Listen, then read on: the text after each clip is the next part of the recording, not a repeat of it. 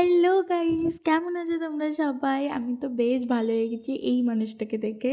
মানে এতদিন আমি একা থাকার পর যখন এই মানুষটা এসেছে আমি যে কী খুশি হয়েছি। আসলে ও থাকলে না আমাকে কিছু করতেই লাগে না, সব কিছু ওই একা হাতে সামলে নেয়। মানে আমার বড় দিদির মতো, আর ও আমার সত্যিই দিদি। তারপরে এখানেও একটা কিছু বলছিল, তাই জন্য আমি এইভাবে হাসছিলাম।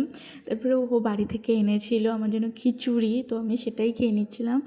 আর হ্যাঁ, ওর সাথে তো আমাদের ইন্ট্রোডিউসই করা হয়নি, ওর নাম শিল্পী। ও আমার শিল্পীদি।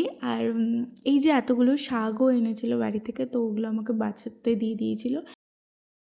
তারপরে ও আমাকে বলে, রিম আমার মাথায় তেল দিয়ে দিবি? তারপরে আমিও ভাবলাম মেয়েটা আমার জন্য এত কিছু করে, তো ওর জন্য তো এতটুকু করাই যায়।